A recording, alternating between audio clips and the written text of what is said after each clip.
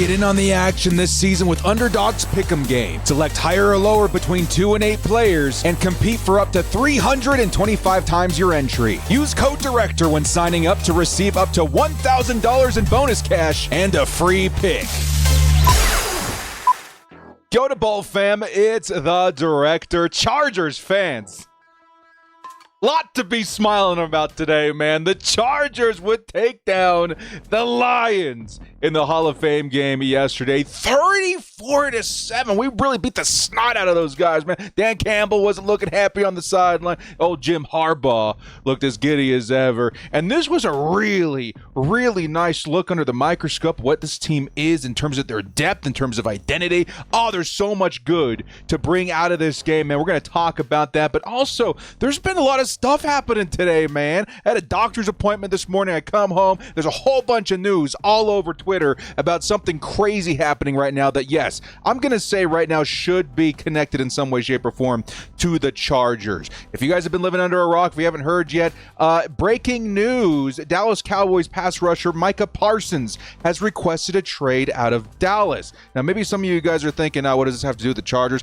I'm going to say everything. I think every single team in the NFL should be in on Micah Parsons in terms of a trade, man. And I really do think this is one that the Chargers should be players on, and there's a good chance that they may actually inquire on how to get this guy on their roster. This is pretty big news, man. This is significant. This does not happen every day, so we're going to squeeze that in today's episode. I know there's a lot going on. This may be a long video, but I think this is absolutely so important to talk about, which is why I'm going to include it first in today's video. Now, before we do kick things off, shout out to the sponsor, Underdog. Use code DIRECTOR to receive up to $1,000 in bonus cash. Guys, it's time. Football season's practically here, dude. You can go on Underdog right now and start checking out the Chargers-Chiefs game in Brazil. They got a whole bunch of stuff going on in terms of leagues. It's the time. Now's the time.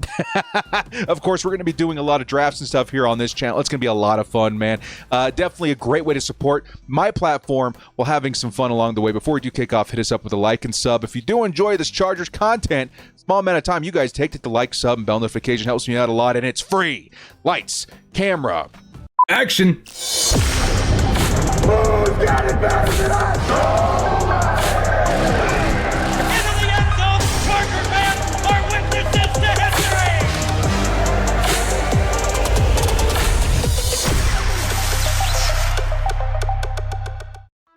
Micah Parsons coming to Los Angeles. Also breaking news, like literally as I'm putting this video together, it looks like Keenan Allen's coming back to the Chargers. We're going to talk a little bit about that too. I'll show you guys what's going on. As well as a Hall of Fame game recap. Man, this video just keeps getting bigger and bigger and bigger. Put your feet up, man. Sit back, enjoy the show. It's going to be a long one, man. I'm going to have to hydrate before this. As our good friend Denzel Perryman says, stay hydrated. Let's get into this extensive video. Now, the first thing I do want to talk about, because very fresh on my mind, it's been impossible to escape for the last couple of hours. It's Micah Parsons, who has taken the internet by storm, requesting a trade away from the Dallas Cowboys. This is absolutely crazy, man. The reason why I'm covering this and the reason why I'm so aggressively endorsing this move for the Chargers is because this is not something that you see happen every day. Very few times in the NFL are you going to see a player to the caliber of Micah Parsons want to move on from their team from a position like edge. I mean, again, maybe the Khalil Mack trade is somewhat similar, but how many of those have we seen? Not very many. And I really do think that this is something that the Chargers can and should and maybe will be pursuing at some point. So why does Micah Parsons want out of Dallas? Well, the relationship between him and the team, I'm going to go ahead and maybe assume that maybe there's some beef there with Jerry Jones or the GM or the management, whatever the case may be. Micah Parsons has officially stated that he wants out of Dallas. And of course, you're going to see a bunch of guys coming in saying, hey, we want him to stay. The fans are certainly up in arms, trying to find a way to get him to stay on the squad. His teammates even are starting to change their profiles and their social media avatars to photos including him on their profiles. And it's crazy, man, the amount of attention that this whole story is getting. And it's because, again, it is a very, very big deal. And this is because Micah Parsons, who we're going to be comparing to a lot, is the modern day Khalil Mack. Now, I know Khalil Mack is still playing, but you're talking about a player that is a almost for sure thing, right? Micah Parsons, 4 years in the league now, 50 sacks, over 50 sacks in his career, which is, again, absolutely bonkers. You can almost guarantee wherever he goes, maybe outside of the Raiders, which even them would be really scary, he's going to continue this incredible streak of dominance, of elite level play, because he's done it very consistently throughout his entire career. Talk about his rookie season, 2021, 13 sacks. Then the next season, 13 and a half. The next season, 14. Last season, 12. He's a marvel at the position.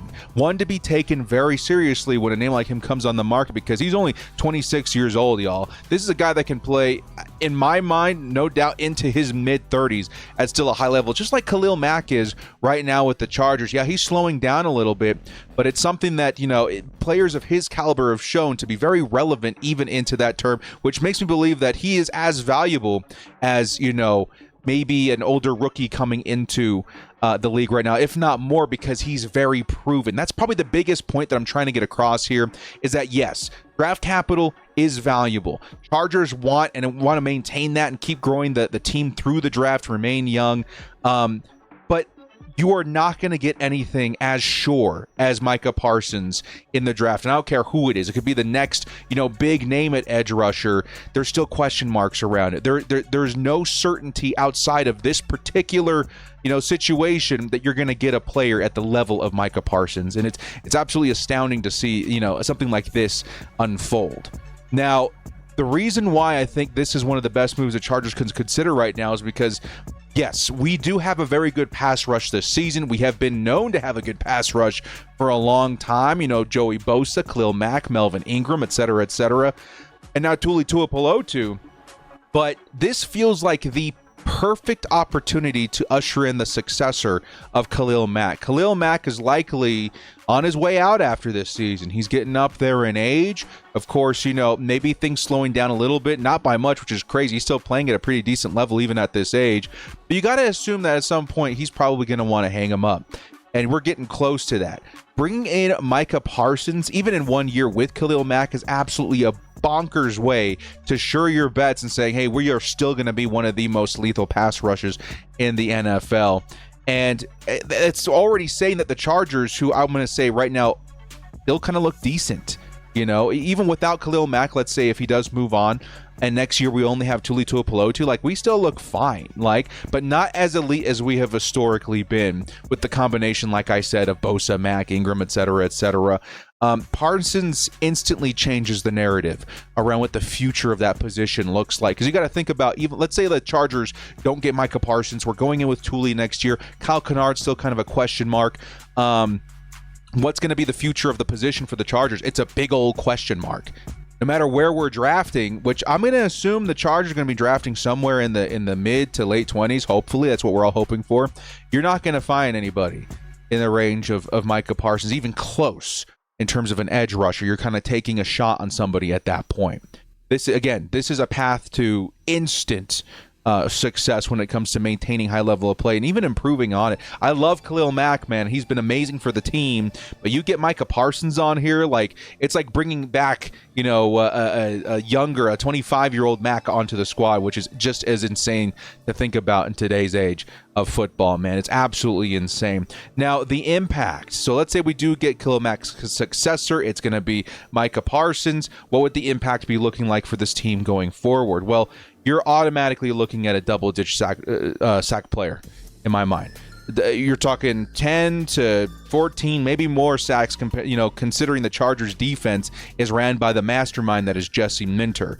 That is at minimum what you're going to be getting on this squad. And this instantly puts the Chargers in the driver's seat as the best pass rush in football, in my mind. Even if it were just Parsons and Tuli Tuipulotu. This season, let's say a trade does happen before the season starts or whatever, which I'm going to say if this happens before the season, you could accelerate it because teams want to get him in while we're in preseason, while we're in training camp, while we're before kickoff. If that were to happen and the Chargers have him and Tuli and Khalil Mack, you are looking at one of the most stacked lethal pass rushes in the entirety of the NFL's history. Like, that's how big of a move that could be at this point. And this would, again, get 1 year with Mack and Tully and him together where they can really sink in what the Jesse Minter system looks like. You're going to see and reap the rewards of that rotation. It would be absolutely filthy, but most importantly, it sets up the future perfectly, right? Like I said before, he can play into his mid-30s, so we can give him a nice fat contract that lasts 5 or 6 years, maybe even more. You are set at edge between him and Tuli Tuipulotu, who would also be getting an extension here soon for the foreseeable future. And that kind of security and that kind of, upgrade and that kind of stabilization at such an elite level of play for one position is very, very hard to find, which is why I think this is something I'm so passionately pushing, for the Chargers to do. Now, this is going to be the big issue for a lot of Chargers fans, which I completely get it. It's going to be steep. We're going to talk about cost, okay? And this is likely going to shock some people to hear me say. I don't care so much about the price in this instance, man. Like, there's a lot of players where I'm like, okay, maybe there's a chance that he was willing to take a lesser contract. Maybe the draft compensation we have to kick back, could be lessened. At this point, for the caliber of player that you're getting, I'm willing to pay full price for this player. Like, this isn't, we're not talking about a trade for Terry McLaurin. We're not talking about a trade, for an offensive lineman. We're talking about maybe the best pass rusher in football, at least in the conversation between him and Garrett and Watt. Like, this is a huge, defense franchise shifting move, and he's going to be worth it. Now, I'm just going to spitball here with you guys because I don't have actual numbers. We don't know what's going to happen. It could be way more, even way less, depending on how the situation unfolds. But I would suspect he's worth at least a first round and change. I would suspect more like 2 first rounders. I'm still in. I would do it. Because, again, like I said before, the Chargers are going to likely be picking in the mid, 20s, right? And hopefully a lot later than that. We would be lucky to get somebody even 50% as good a player as Parsons is at that range. Even 2 first-round picks feels easily worth it because you're getting such a for sure thing in Micah Parsons. And on top of that, his age only being 26 years old, there's some longevity there. That is amazing, right? And that's something that I'd be willing to do. I know it kind of makes the draft a little bit less exciting for the next year, maybe even 2, but you're going to get something in building a Super Bowl caliber defense right now in Micah Parsons going forward, which I'm, and again, as sure as Micah Parsons, which I'm absolutely so on board for. But that's not the end of the cost. Then comes the contract, because yes, he's in a contract year. He's going to need to get paid. This is where the line in the sand is going to be drawn between teams in the NFL. Not everybody's going to be able to afford Micah Parsons. Because again, spitballing here, based on contracts that we've seen recently, Parsons is going to be worth easily over $40 million a season wherever he goes. And most teams simply won't be able to swing that. And that puts the Chargers in the driver's seat with a few other teams that say, hey, we have that money and much more. You know why? You know where the Chargers are right now? As it stands, the Chargers have the 3rd most cap space in the league next year in 2026 at a whopping $84 million in cap. Of course, there's going to be other signings we have to make.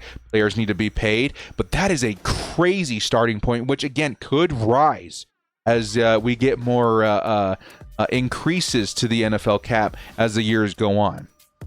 Also, keep in mind, the Raiders are the number 1 team with cap next season at $99 million. I do not want to live in a world where Micah Parsons and Max Crosby are coming after Justin Herbert. So let's go ahead and try and block that, okay? Don't let him go there, please. But I would suspect that all teams in the red, especially, like if they're over the cap, I think the Chiefs are like $60 million over the cap. I would suspect all those teams, and let's even say all teams that are under $20 million in cap next season, I'm going to say likely those are probably out. I don't know how realistic, adopting a $40 million a season non-quarterback contract is going to work on those books. Okay? And that to me leaves around 12 teams that could realistically afford him. And the price is worth it. A lot of Chargers fans I'm starting to see, because I've endorsed this a few times on social media already, on Twitter, on Instagram. A lot of Chargers fans saying, no, let's keep building through the draft. He's too expensive. $40 million is too high a price. We don't want to give up draft capital.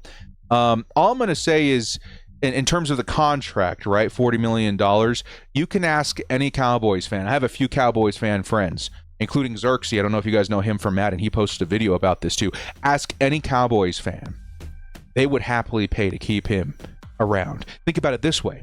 What if the Chargers had drafted Micah Parsons and he was looking for an extension in the realm of $40 million, and he's been performing the way he has? Obviously, all of us, especially with the kind of cap we have next year, would be willing to pay that, which is very interesting. Now, in terms of draft capital, too, before we move on to the next part, I didn't include this in my notes, but it just shot into my head. This is a contract year for Micah Parsons. And there is maybe a smaller chance because, obviously, if it's going to happen, the Cowboys are going to want to get some compensation back. But what if we live in a world where the Cowboys, they dig their heels in, they say, no, we're not trading Micah Parsons no matter what. And Micah Parsons plays out the 2026 season. And then next year when he's a free agent, no contract, hands are clean, we're moving on. That means you don't have to give up 2 first-round picks. All you got to do is pony up the cash, which there's going to be a bidding war. There already is. I can tell you there's probably teams on the phone today. As the moment that the rumor came out and it was confirmed by Micah that he wants out, you can expect that there's teams calling. If that were the case and there's no draft capital that needs to be exchanged, the Chargers need to be among the top teams to be offering contracts where he would want to go to. Because, of course, the Titans and the Raiders have more money, but the Chargers are likelier, you're more likely path to success that actually do have the money to carry you as well. So think about that. I'm in. When it comes to the trade, if it takes a first rounder, 2 first rounders, I'm still doing it. I'm ponying up the money for the contract as well.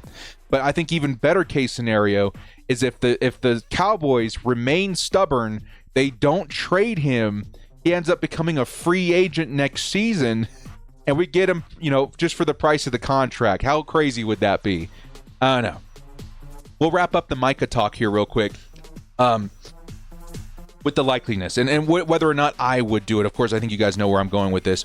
Now, the likeliness that the Chargers actually do go into the bid for Micah Parsons and try to make this happen, I'm going to say there's evidence to support that. The Chargers have been shown to be aggressive for a few positions on the roster.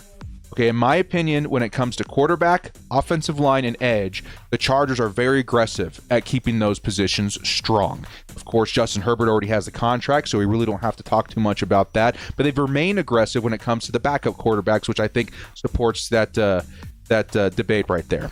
However, the offensive line and the edge, yeah, they're going to see contracts. Of course, the Chargers investing first-round picks. Get Joe Alt on there. They just paid Rashawn Slater. I would assume they're not done, that you're going to see some more aggressiveness in terms of the interior maybe next season. But edge is the other position where they tend to get pretty aggressive, right? Khalil Mack staying in town was a big deal. They kept, and this is probably a pretty big indicator, one that we maybe have forgotten about, they kept Joey Bosa around last season, despite all of the flags. And of course, it didn't work out, but they invested, right? They went out and they got Bud Dupree. They drafted another edge player this season. It feels like edge is something that they're really trying to build a foundation from on the Jesse Minter defense, which ultimately I think is one of the biggest reasons why it works. Being able to rotate that many players in, that many quality players in, brings success throughout the entire rest of the field. Every level will benefit from that edge player or that edge position playing at a high level. And the fact that that is so important to them, and the fact that we've seen them throw down in the past for edge position, tells me that it feels like they would be ready to do it again. And I can't really say that for any of the other positions, right? It feels like they're willing to work around the other positions, like DB, wide receiver, et cetera, et cetera. They're willing to kind of figure it out, but when it comes to edge, they're more than willing to throw down. I think most teams you can say are like that, but especially the Chargers. The focus here puts in the edge position firmly puts Parsons in our sights, in my opinion, because with ample cap space and draft picks, which some of these teams don't have that first, or shouldn't say don't have the draft capital to carry a full, as enticing as a trade. And there's some teams that can trade even better than us, by the way. The Raiders, yeah, they're going to have some higher draft picks to entice the Cowboys in that direction, and the Titans especially as well. Now that they got that rookie quarterback contract, they can afford him. They're going to still likely have a high pick. That puts them in a position. But the Chargers also have a very strong position with their draft picks, their capital, and of course, Parsons is going to want to go to a particular destination if he can help it. I think he's going to want to go somewhere that he can win. So this keeps the Chargers as serious contenders for Parsons, in my opinion. And opportunities, like I've been saying this entire video, opportunities like this do not come around often. Everybody's going to want Micah Parsons on their squad. And the Chargers have to remember, too, because I can definitely see this happening. We have the Raiders and the Broncos in the division who are both definitely in range for him as well. The Broncos are a rising team. I think they have somewhere in the range of $30 or $40 million next season. They could afford Micah Parsons if they wanted to. The Raiders, of course, have all the money in the world. They could afford Micah Parsons if they wanted to. I think the Chiefs may be out. I just don't know if they have the money to make it happen, but who knows if they swing it. That would be very scary. Imagine the AFC West with Micah Parsons not on the Chargers. Very scary. Imagine him on the Chargers. We're definitely looking like a Super Bowl defense. That's how big of an impact that he can make. And these opportunities don't come around often. He's as sure a bet as anyone, as I've seen in a trade situation I've ever seen. And I want in. So would I do it? Absolutely. Micah Parsons to LA is something I'm hoping to see endorsed by myself. I'm hoping there's a lot of fans that feel the same way. Of course, you can feel differently than me. It won't hurt my feelings. But me personally, of all the trade scenarios that we've thrown down, of all the trade, speculation, bar talk that we've had about what if we brought in this guy and that guy, Parsons is one I'm definitely most serious about. And I would want him on the team. Okay? Let's wrap up the video with one more thing of news, and we'll talk about the Hall of Fame game a little bit. Hey-oh! Looks like Keenan Allen may be on his way back to the Los Angeles Chargers. How big do you want to get here? Okay, Tom Pelissero coming in saying 6-time Pro Bowl wide receiver Keenan Allen is visiting with the Chargers today, and there is mutual interest in a potential reunion, sources tell me, and a rap sheet. Allen, 33, played his first 13 NFL seasons for the team before spending last season in Chicago. Now he could be back in LA. I think there's a really good chance that this happens, man. Of course, nothing is official yet. It's there's a visit, there's this and that. You have to remember the Chargers were planning on having Mike Williams back with the team this year as their veteran guy. That fell through because Mike Williams ultimately decided to retire. Keenan Allen is a great fallback on there. And of course, Keenan has not been, at least from what I've read, not been visiting other teams. Who knows, where his mind's at and what he wants to do. Coming back to the Chargers would be awesome. Yes, the wide receiver room may be a little bit crowded, but we need that veteran guy massively. I think, having him with Trey Harris, with KLS, who looked amazing yesterday, and even again with Vlad McConkey, who could really benefit learning from a veteran, an elite Pro Bowl, maybe future Hall of Fame veteran like Keenan Allen would be an awesome addition to the roster. And there's also been talks about maybe some of the guys in the back end of the roster being dinged up a little bit. We didn't see Luke Grimm yesterday, I don't think. There were some other guys like Rocket Sanders I was hoping to see too. Bringing in, and of course he's a running back, but bringing in Keenan Allen I think is a great move. I think, obviously just like we talked about with Mike Williams, there's a lot of familiarity with him and Justin Herbert, a lot of trust there already. I'm absolutely about it. And it feels like this is going to happen. It feels like maybe even after I'm done recording this video that they're going to be signing something and Keenan's returning to LA. Absolutely awesome. So yes, keep an eye on this. Nothing's confirmed yet, but please check the comment section. We'll let you guys know if there's any news there, but dude, I'd be so excited to have Keenan back in Los Angeles. We just got to get that number 13 back to him. I know that there's DJU, the backup quarterback, is wearing the number right now. I don't know if he sticks around, honestly, but we got to put 13 back on Keenan Allen. Now let's talk a little bit about the Hall of Fame game. Man, this is, can we take a beat for a second? It's a massively long video. You guys are crazy. If you've made it this far into the video, congratulations. You are truly a diehard Chargers fan. If you are one of the 1,000 Chargers fans that were in my chat yesterday, congratulations, you're a diehard. I couldn't believe it, man. Thank you, everybody. It was a Hall of Fame game. Preseason, not even preseason, the pre-preseason game. We had 1,000 Chargers fans show up to the live stream. I really appreciate that, guys. Thank you for choosing Director Airlines as your mode of transportation. Whatever. I really do appreciate the support on the channel, and I'm always very impressed at the amount of Chargers fans that we have roaming around that nobody will ever acknowledge. We have a much larger fan base than NFL fans do realize. So some Hall of Fame game stuff that we're going to lightly cover here, because there was a lot of really good and maybe some things that we can work on that was uncovered in this game. First off, we crushed the Lions. Absolutely crushed. From the very first play, which was a fumble on the return by the Lions, Chargers recover, we get that touchdown. Mwah, beautiful. Special teams looking great. Nice heads-up play to get the ball in our possession. Absolutely fantastic, right? We go out there, we take on the Lions, who, let's say what you want, without Aaron Glenn and Ben Johnson, whatever they're going to be this season. We didn't just beat them, we crushed them, which is fantastic. And again, a lot of people are going to dismiss this whole thing because it's a preseason game. It's a Hall of Fame game. Like, we're not playing at 100%, not full speed. It's all the backup, players in the back end of the roster. I don't care. What I saw out there really proved to me that this team, in terms of image, in terms of identity, is exactly what we're looking for. The Chargers have crazy depth. We went up against the depth of another NFL team, mind you, and we crushed them. Our depth is much better than their depth. We're a physical team. We knocked the snot out of them several times. We have a very effective and lethal and consistent run game. We took control, and we never let go. Everything, all of this stuff is on point. And this is exactly where I was hoping we would be, even if it's a small preview. Yes, it's the Hall of Fame game. These are the backups, etc., etc. This is exactly what I was hoping the team would look like this year. And seeing it even at this level builds a lot of confidence in what we're going to have in the upcoming season, man. It's remarkable. Joe Ortiz, Jim Harbaugh, these guys have done a fantastic job at building the roster's depth. At even the practice squad guys, you're going to see a lot of guys from this game end up on the practice squad. That's quality competition, man, for the Chargers to practice with. This is looking good. This is looking really good. So let's pick apart some of my favorite elements and parts of the game real quick. We won't spend as long as I was hoping to on this because I wanted a whole post-game report like we normally do, but just so much was happening. I had to get the Micah Parsons, the Keenan Allen news out there as well. To lightly touch in the Hall of Fame game, Omari and Hampton. Not much to talk about here, but enough for me to bring it up.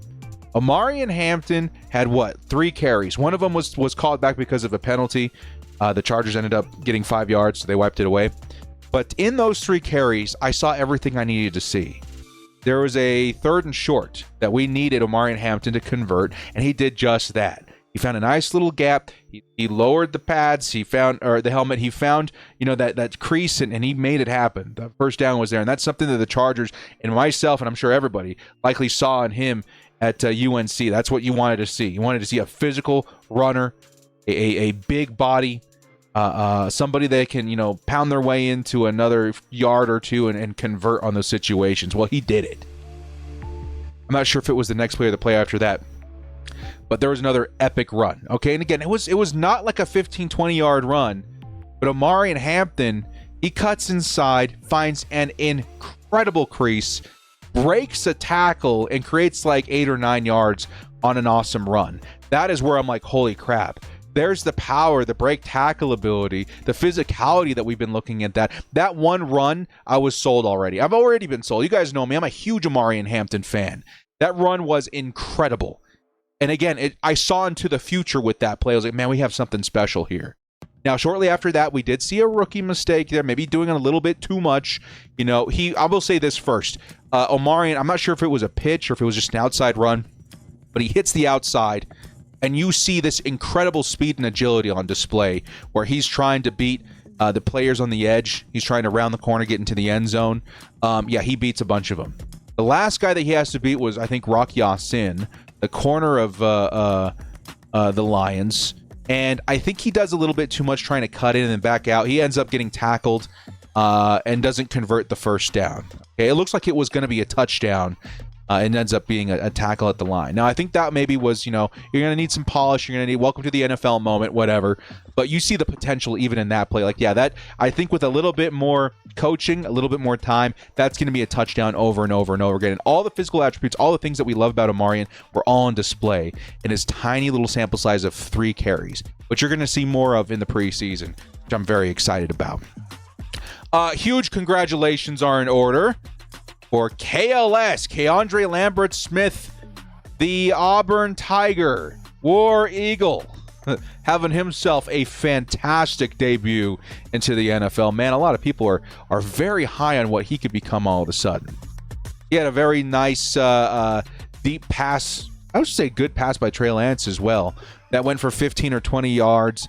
He absolutely cooked his coverage, was able to get open. Very clean catch, stays in bounds. He's got 2 DBs bearing on him. I mean, like that was awesome. You see plays like this all over. I think it was only 2 or 3 receptions, but holy crap, he gets himself in the end zone. He's making, yards after the catch. He's beating his coverage. This looks like a real deal Chargers wide receiver people are going to have to watch out for.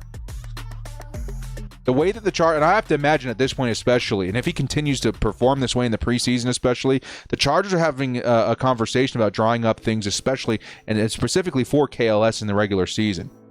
The player with one of the most impressive deep receiving grades you're going to find in college football last year, matched up with Justin Herbert's big arm. We saw his talent on that in display. Imagine now with Justin Herbert, amazing. KLS, we're very intrigued to see where his career ends up. He's looking awesome.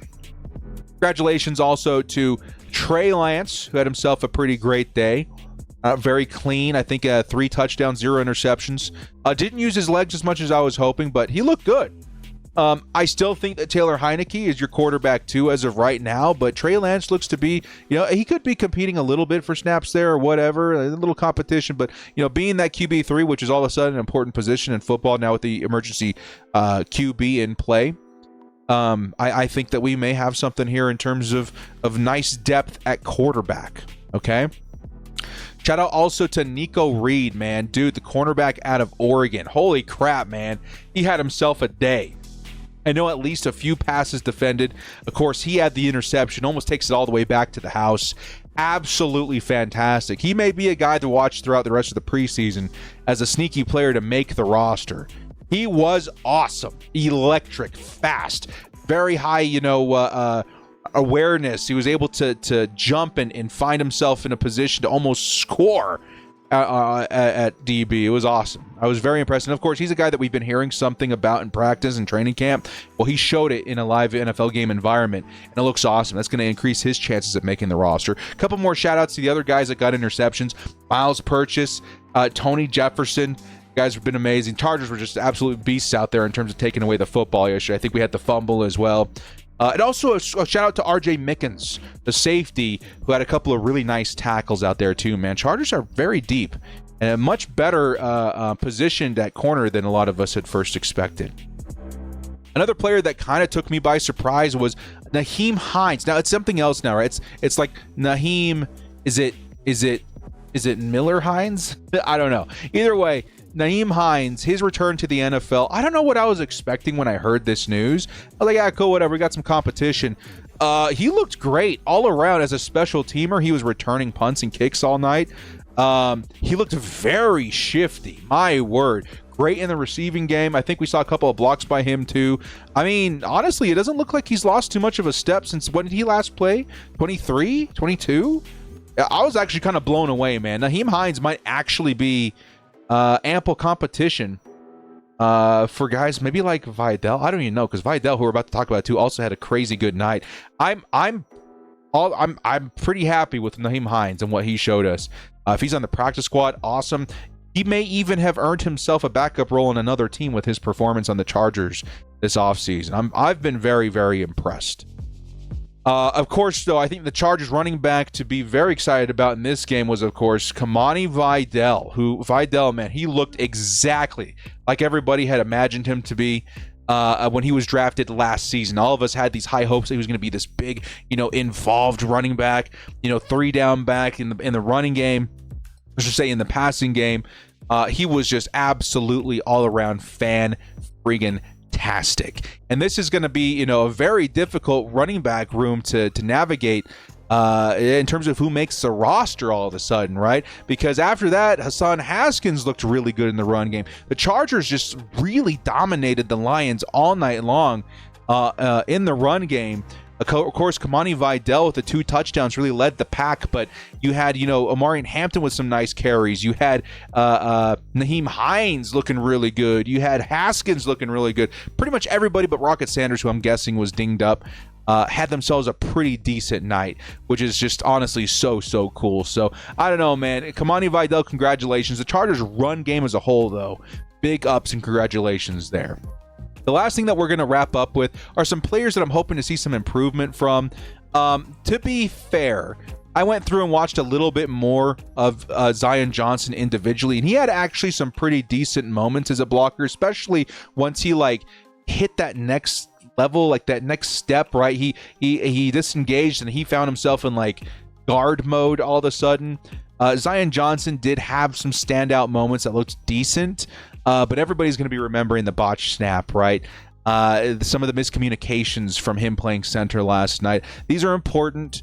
Got to get those out of the way. I still think the chance for him to play center is very real, but it was a shaky start, to say the least. So Zion Johnson, we want to see a little bit more stability there. There were some good things, but they're going to be overshadowed by, of course, some of the things that he's got to clean up in terms of those snaps.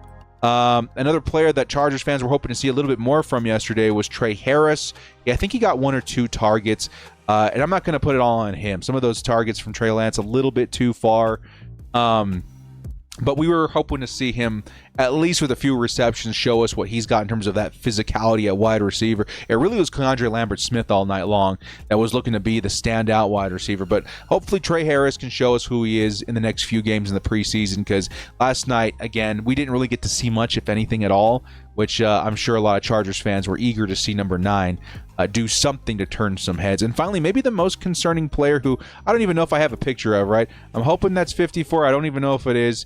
It's going to be Kyle Canard. Wasn't able to really find a definitive picture of him from this game. And it's because I don't know if he did much. I saw maybe a couple of tackles, maybe, but we were hoping to see a little bit more from Kyle Canard. He just kind of looked like he was getting out physicaled or whatever. I don't even know. It just felt like he wasn't as big and strong as some of the other guys on the defensive line or the offensive line of the Lions, which is a little bit concerning. I wanted to see a little bit more from Kyle Canard to show us that rotation's still going to be nice and healthy. Maybe we have a ways to go until we see that. Maybe another reason to bring in Micah Parsons. Who knows? But Kyle Canard, again, got to wait and see. Nothing's definitive right now. It's preseason. But certainly you want to see a little bit of something as we get closer to the next preseason game, which is coming up. What is it? August 10th versus the Saints? Yeah, I'm very excited, man. The back end of this roster is looking awesome. So to wrap this video up, as we're approaching 40 minutes now, the things to focus on. Micah Parsons. I'm about it. I'm hoping a lot of Chargers fans are cheering out and praising the idea of bringing him to the Chargers, because I think it would be an excellent move. Keenan Allen, welcome back to the Chargers, potentially. It sounds like that's going to be happening. And finally, the Chargers are on a very, very good trajectory in terms of what their depth looks like. The Hall of Fame game was very fun, entertaining, a dominant performance that showed the quality of the Chargers back end of the roster. It looks awesome. So congratulations, man. I think we're on the up and up. It should be a pretty fun one. Well, guys, thank you so much for joining me. This has been The Director. Hit us up with a like and sub if you did enjoy this content. We'll catch you next time. As always, bolt up, stay frosty, and yes, I'll say it again. I am down for 1, even 2 first-round picks for Micah Parsons. I think he is that special and worth it of an NFL football edge.